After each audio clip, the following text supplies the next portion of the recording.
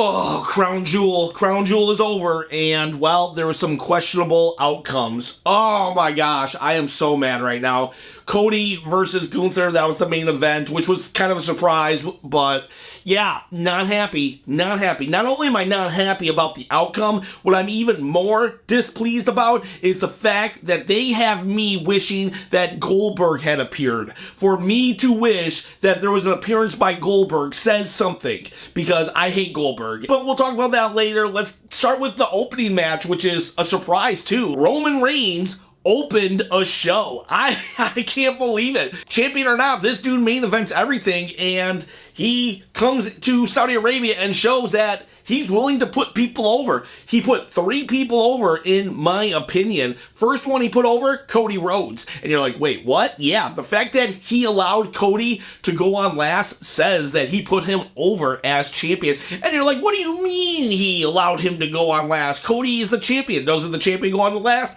Not if Roman says no. It's Roman freaking Reigns. If he wants to go on last, he'll go on last. If he wants to go on next Tuesday, he'll go on next Tuesday. No, Roman Reigns allowed Cody to go on last. Yeah, you could be like, I don't agree with that, Ken, and that's fine. You don't agree with it? Well, I don't agree with you. I'm sorry. I'm a little feisty right now because I don't like the outcome of the last match. Anyways, who else did Roman put over? He put over Jey Uso. Roman and Jimmy came out. Roman and Jimmy came out together, but Jey Uso came out separate to his yeets. The fact of the matter is, even if they were going to come out separate, the most important person comes out last. And Jey came out last where Roman came out before him. So Roman allowing Jey to go out last shows that he's putting him over. And then the last person he puts over, Solo Sikoa, because, oh my god, they actually did the right decision and put Bloodline over, and not just Solo Sikoa pinning Jimmy Uso or Jacob Fatu pinning Jey Uso, but we got a straight up Solo Sikoa pinning Roman freaking Reigns, and that is huge. When was the last time Roman took a pin? Okay, WrestleMania 40. When was the last time Roman took a pin before WrestleMania 40? What? When Jey pinned him before their SummerSlam match? Roman does not get pinned a lot, and he allowed Solo Sikoa to do the honors. That's a big deal. That is a huge deal. And then the story beat continues, because now we're definitely set up for War Games now, because 3-on-3 original Bloodline could not take out new Bloodline because they were a cohesive unit. One time in the match was really cool too.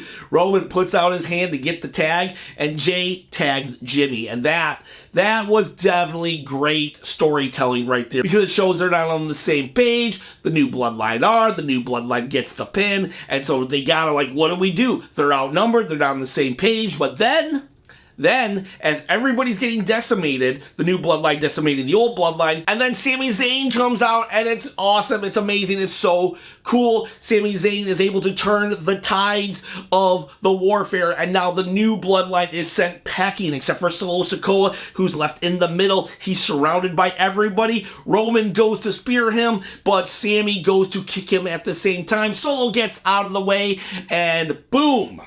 Sami kicks Roman down, and Solo, so much personality now. All of a sudden, Solo's awesome. He's like, ha ha ha. He laughs at them. It's great. They get the victory. They get the one-upmanship. Solo Sikoa's Bloodline looking strong. Jimmy gets mad at Sami. Jey jumps in, which I'm so happy about. I was so mad at how Jey treated Sami on Monday Night Raw. Whether he felt it was right or wrong, Sami came from a good place, and Sami knew more so than anybody else how bad Jey had been treated. So Jey stepping in to protect him when Sami came out to protect them. But Jey didn't just, get into a fight. He was just like, hey, let's calm down, everybody. Let's do this. And then Sami getting upset, saying, I shouldn't have even came up here. It was just like, we had it. We were so close to getting everybody throwing up the ones, but we didn't, and that's great because, you know, we have now some more story beats leading into War Games, and it's obvious it's going to be 4-on-4, the original Bloodline and Sami Zayn, who I consider original Bloodline, versus the new Bloodline, because they couldn't take them out here. They're going to have to do it at War Games, and yeah, right call, happy there. That was good stuff right there. Oh, and sidebar, did you hear that the championship stays in Saudi Arabia? That championship, the big gaudy belt, will not be coming home to the champions. They do not get to bring it. They get a ring. The championship stays in Saudi Arabia. However, if you want to bring a championship home, all you got to do is comment below. And by doing so, you are entered into a contest to win this championship right here. It will not stay here at my place. It will go to your place. Free shipping, free everything. I am trying to quit my job and become a full-time YouTuber, so I need subscribers. Once I hit 10,000 subscribers, I will give away the belt. And then I'll pull a random comment. So that means you need to comment, you need to subscribe, you need to hit the bell notification, and if you want to be super cool, you'll hit the thumbs up as well. So anyways, next match. Next was the women's fatal 4-way match. This was a decent match. There were a lot of botches, but I don't think there were so many that it took away from the experience of the match. And there was a point where it was just sequence after sequence that I thought was really, really good. I felt Piper Niven and Chelsea Green should have won, but I can't really argue with Bianca Belair and Jade Cargill winning. Just the belts on them seem right. You know, they are such superstars, and they've elevated the tag team division so much. That's what strong champions can do for you, and Jade and Bianca, definitely strong champions with personality and stage presence, and who I really came out looking like $1,000,000. I feel is Lash Legend. I feel that she really has come out of this tag team feud just looking like the future. I'm really interested to see what Lash Legend can do moving forward.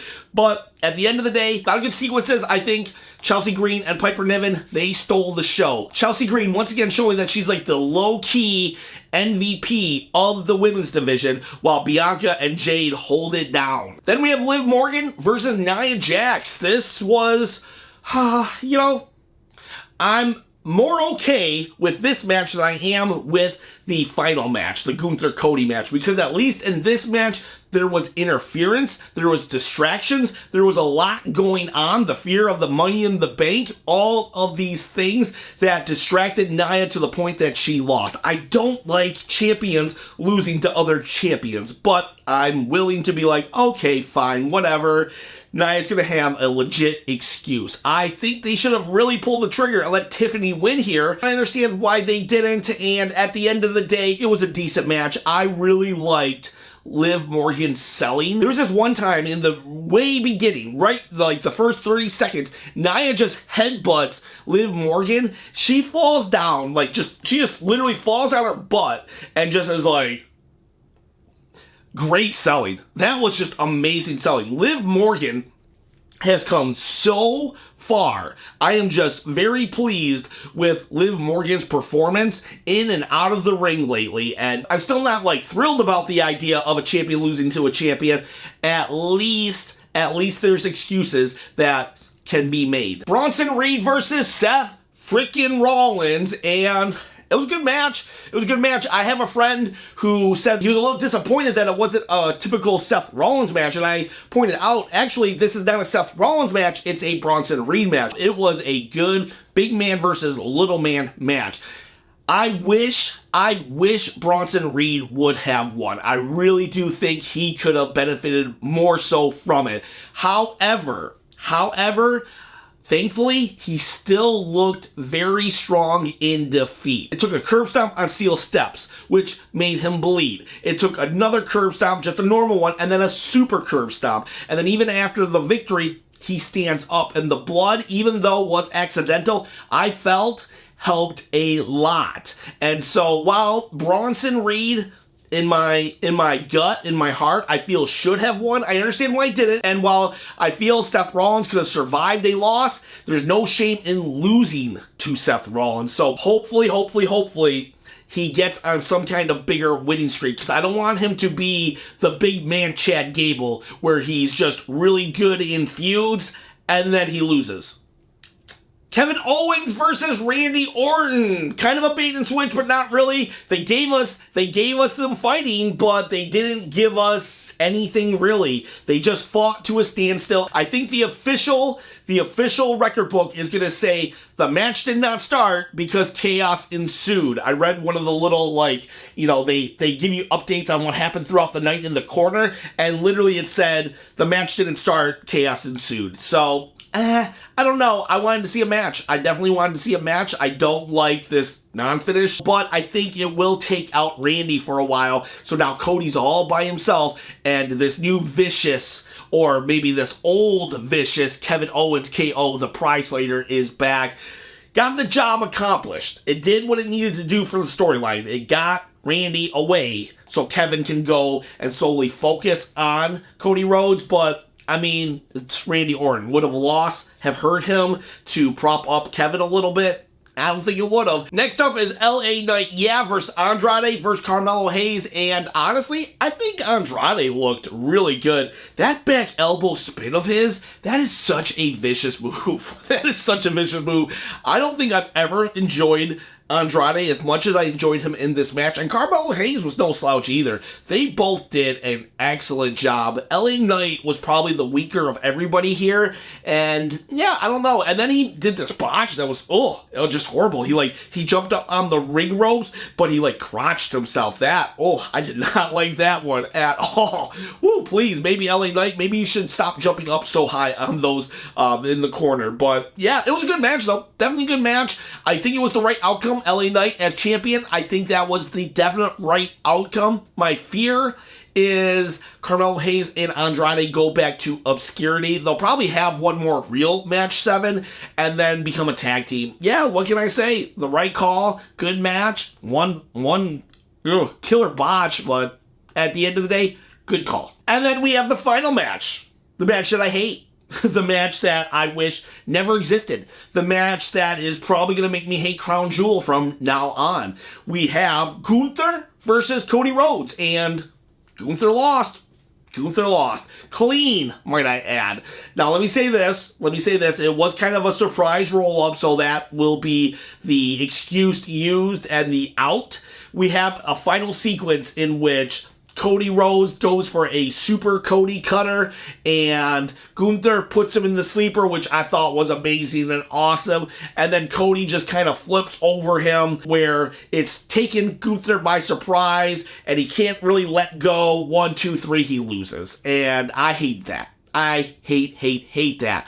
I really think they should have just let Kevin Owens interfere and let Cody lose, because why does the world title always have to lose? Remember when Roman Reigns at the beginning of the year completely took a dump on the world title? Honestly, everything he said is right. It's the runner-up championship. Well, now it is cemented as, for real, the runner-up championship. I get it. The Saudi Prince probably said, I'd rather have Cody win this than Gunther, but it's like, couldn't we have talked him out of it? Couldn't we have said something like, but the King of the Ring, he's your king. That should have been your champion. I don't know.